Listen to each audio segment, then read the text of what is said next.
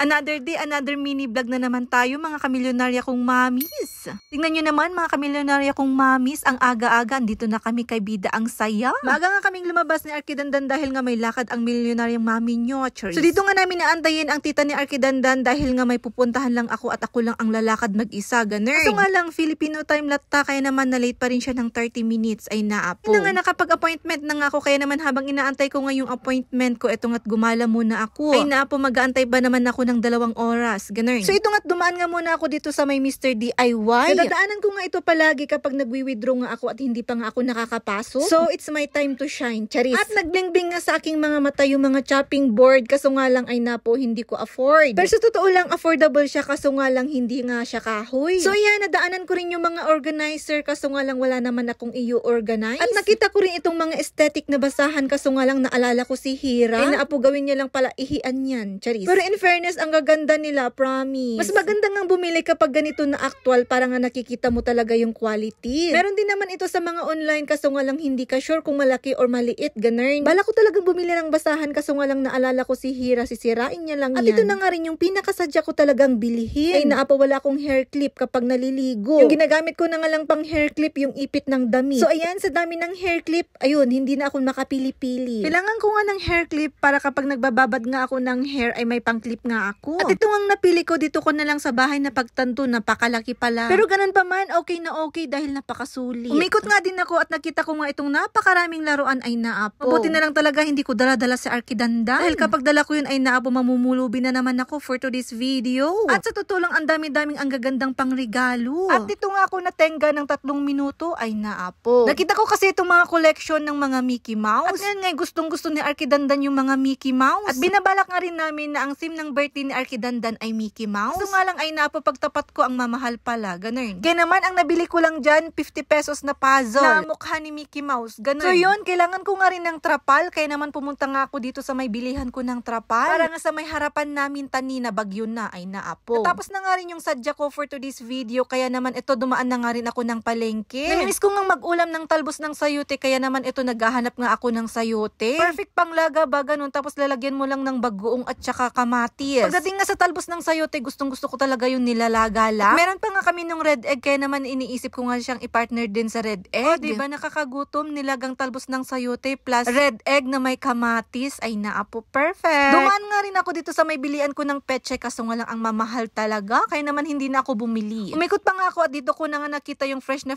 talbos ng sayote. Meron nga ding fresh na lemon at saka pipino. Kaso nga lang ang pinakasadya ko talaga for today's video ay itong talbos ng sayote. Kaya ayan, for dago ang mami milyonarya nyo, 40 pesos na talbos ng sayote. So alam nyo nang inulam ko pag uwi ko, talbos ng sayote. At ito na lang muna mga kamilyonarya kong mamis and daddies. Thanks for watching. Thank you so much, Lord.